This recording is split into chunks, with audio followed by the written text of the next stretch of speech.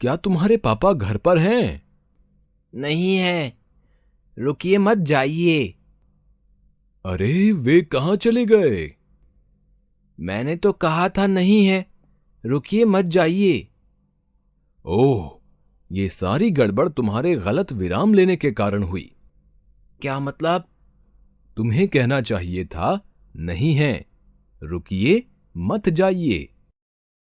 देखा आपने, गलत जगह विराम लेने के कारण बात का अर्थ ही बदल गया। अतः बोलते समय उचित स्थान पर विराम लेना जरूरी है। अतः हम कह सकते हैं, लिखित भाषा में रुकने के निर्देश के लिए प्रयोग किए जाने वाले संकेत चिन्हों को विराम चिन्ह कहते हैं। विराम चिन्हों का महत्व। विराम चिन्हों के प्रयोग से अभिव्यक्ति में स्पष्टता आती है और कथन प्रभावपूर्ण बन जाता है। विराम चिन्हों का प्रयोग सही बलाघात और अनुतान में भी सहायता करता है, जैसे वाह क्या बात है। क्या बात है। विराम चिन्ह पदों, वाक्यांशों और वाक्यों में परस्पर उपयुक्त संबंध स्थापित करने में भी सहायता करते हैं। अर्थों के स्पष्टीकरण के लिए भी विराम चिन्हों का प्रयोग जरूरी है। इसको निम्नलिखित उदाहरणों से समझा जा सकता है। रुको मत जाओ, जाने का निर्देश। रुको मत जाओ, न जाने का निर्देश। यहां केवल विराम चिन्ह के प्रयोग ने बात के अर्थ को बदल दिया है। स्पष्ट है कि विराम चिन्हों का गलत प्रयोग अर्थ का अनर्थ कर देता है। विराम चिन्हों का प्रयोग अर्थ के अलावा कथनों में निहित भावों की अभिव्यक्ति को भी प्रभावित करता है, जैसे मीना उदास है, सामान्य कथन। मीना उदास है, प्रश्नात्मक कथन। मीना उदास है, विस्मय का भाव। विराम चिन्ह के भेद। हिंदी में प्रयोग होने वाले प्रमुख विराम चिन्ह इस प्रकार हैं: पूर्ण विराम, अर्धविराम, अल्प विराम, प्रश्नवाचक चिन्ह, विस्मयवाचक चिन्ह, योजक चिन्ह, निर्देशक चिन्ह, उद्धरण चिन्ह, विवरण चिन्ह, कोष्ठक चिन्ह, अपूर्ण विराम, लाघव चिन्ह। पूर्ण विराम। पूर्ण विराम चिन्ह का प्रयोग सरल, मिश्र और संयुक्त सभी प्रकार के यानी प्रश्न सूचक और विस्मय सूचक वाक्यों को छोड़कर वाक्यों के अंत में किया जाता है, जैसे विद्या स्कूल जाती है, बादल तो आए पर बारिश नहीं हुई। अर्धविराम। पूर्ण विराम से कम देर ठहरने के लिए अर्धविराम का प्रयोग होता है।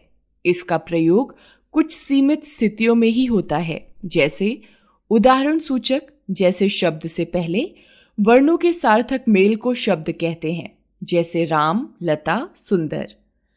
समानाधिकार वाक्यों के बीच में योजक के स्थान पर मैंने परिश्रम किया है, मुझे अच्छे अंक मिलेंगे। अल्प विराम। जहां बहुत कम समय के लिए रुकना हो वहां अल्प विराम का प्रयोग होता है। अल्प विराम का प्रयोग इन स्थितियों में होता है: वाक्य में समान पदों को अलग करने के लिए, जैसे वह बाजार से दाल, चावल, चीनी और चाय की पत्ती खरीद लाया। वाक्य में प्रयुक्त शब्द युग्मों को अलग करने के लिए, जैसे लाभ, हानि, यश, अपयश, मान, अपमान जीवन में आते रहते हैं। किसी उद्धरण से पहले, जैसे राम ने कहा, मैं तैरना सीख रहा हूं। संबोधन शब्द के बाद, जैसे गौरव जरा इधर आओ। हां या नहीं के बाद, जैसे हां तुम जा सकते हो। प्रश्नवाचक चिन्ह। इसका प्रयोग प्रश्नवाचक वाक्यों के अंत में होता है, जैसे तुम कहां जा रहे हो, आपका नाम क्या है। विस्मयवाचक चिन्ह। विस्मयादि बोधक चिन्ह का प्रयोग प्रसन्नता, विस्मय, घृणा, शोक आदि का भाव प्रकट करने के लिए होता है, जैसे आहा कैसा सुंदर दृश्य है, हाय बेचारा मारा गया। संबोधन के लिए भी इस चिन्ह का प्रयोग होता है, जैसे अरुण कहां जा रहे हो। योजक चिन्ह। योजक चिन्ह का प्रयोग सामासिक पदों और शब्द युग्मों के शब्दों के बीच किया जाता है, जैसे ज्ञान विज्ञान, चलते फिरते, लेन देन, दिन रात आदि।